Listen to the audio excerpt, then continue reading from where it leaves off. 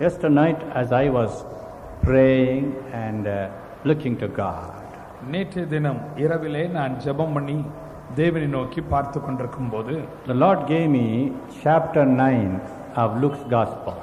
லூக்கா சுவிசேஷம் 9ஆம் அதிகாரத்தை தேவன் எனக்கு தந்தருளினார். I want you to open your Bible and see chapter 9 of Luke's Gospel. லூக்கா சுவிசேஷம் 9ஆம் அதிகாரத்திற்கு நேராய் உங்களுடைய வேதாகமத்தை திருப்பி நீங்கள் காணும்படியாக நான் விரும்புகிறேன். We are going to pick out some verses here and there and meditate. இங்கும் அங்குமான சில வசனங்களை நாம் எடுத்து அதை நாம் தியானிக்க போகிறோம்.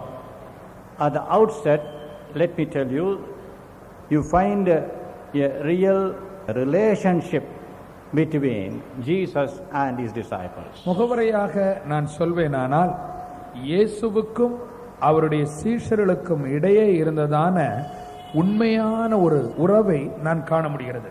And what actually touched my heart was the shortcomings of the disciples who are his workers.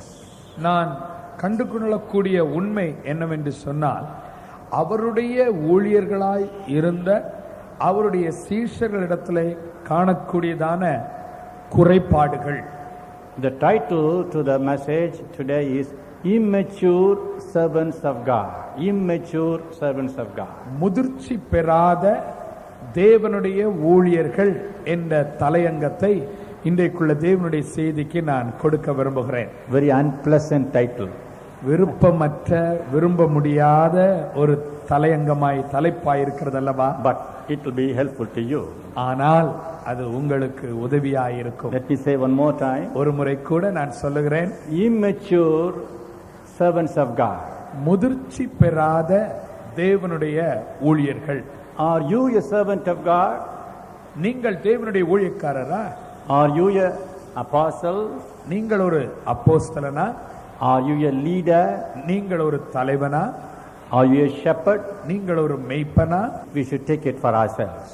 நாம் அப்படியானால் நமக்கென்று அதை எடுத்துக்கொள்ள வேண்டும். There are 7 aspects of immaturity in the lives of the servants of God. தேவனுடைய ஊழியக்காரருடைய வாழ்க்கையிலே வளர்ச்சி பெறாத அல்லது முதிர்ச்சி அடையாத 7 விதமான பகுதிகளை, தன்மைகளை நான் காண முடிகிறது. They are not to add to their name or fame, but to point out their degradation. அவர்களுடைய பெயருக்கோ செல்வாக்குக்கோ அவைகள் கூட்டித்தரக்கூடியவைகளாய் இல்லாதபடி அவர்களுடைய நிலையிலிருந்து அவளுடைய அந்தஸ்தை குறைக்கக்கூடிய ஒரு சுபாவங்களாக, தன்மைகளாக அவைகள் It's a இருக்கின்றன. warning for us, it's a lesson for us. அது நமக்கு ஒரு எச்சரிப்பாகவும் ஒரு பாடமாகவும் இருக்கிறது. The beginning verse is verse 1, I read. முதல் வசனமாக முதலாம் வசனத்தை நான் He வாசிக்கிறேன். called his 12 disciples together and gave them power, authority, so on. அவர் தம்முடைய 12 சீஷரையும் வரவழைத்து அவர்களுக்கு வல்லமையும் அதிகாரமும் கொடுத்து. He called the 12 disciples. அவர் தம்முடைய 12 சீஷரையும் வரவழைத்தார். They are 12 apostles. அவர்கள் 12 அப்போஸ்தலர்களாயிருந்தார்கள். And he gave them a mission, a ministry. அவர் அவர்களுக்கு ஒரு ஊழியத்தையும் ஒரு தரிசனத்தையும் கொடுத்தார். He asked them to preach and to teach and to heal the sick. பிரசங்கித்து, உபதேசித்து, வியாதியஸ்தர்களை சுகமாக்க வேண்டும் என்று அவர்களை கேட்டுக்கொண்டார். And Bible says he sent them. He sent them to preach. வேதம் சொல்லுகிறது அவர் அவர்களை அனுப்பினார் என்று சொல்லி இருக்கிறது. The whole chapter of 9 Luke's Gospel deal with the only apostles. லூக்கா சுவிசேஷம் 9ஆம் அதிகாரம் முழுமையும் அப்போஸ்தலர்களை சம்பந்தப்படுத்தி மட்டுமே நமக்கு காரியங்களை தருகிறது. There was a shortcoming in the lives of the called apostles, remember. அழைக்கப்பட்ட அப்போஸ்தலருடைய வாழ்க்கையிலே அங்கே தவறுகள் குறைபாடுகள் இருந்தது என்பதை மனதிலே வைத்துக் கொள்ளுங்கள்.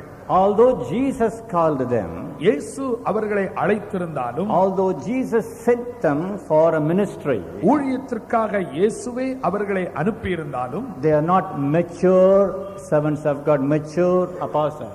அவர்கள் முதிர்ச்சி பெற்ற தேவனுடைய ஊழியக்காரரும் முதிர்ச்சி அடைந்த அப்போஸ்தலர்களாகவும் காணப்படவில்லை. When we look to their life, we make them a warning for us and learn. அவர்களுடைய வாழ்க்கையை நாம் காண்கிற வேளையிலே தானே அவர்களுடைய வாழ்க்கை அல்லது அவர்களை நமக்கு ஒரு எச்சரிப்பாக எடுத்துக்கொள்கிறோம். There are 7 shortcomings in their life. அவருடைய வாழ்க்கையிலே 7 குறைபாடுகள் இருந்தன. This is not about the believer, but this is about the servant of the Lord. இது ஒரு விசுவாசியை பற்றி அல்ல, ஆனால் இது ஒரு கர்த்தருடைய ஊழியக்காரனை பற்றி இருக்கிறது. I don't like to give this message to the believers. இந்த செய்தியை நான் விசுவாசிகளுக்கு கொடுக்கும்படியாக விரும்பவில்லை. This is a message for you and for me. இந்த செய்தியானது உங்களுக்கும் எனக்கும் இருக்கிறது.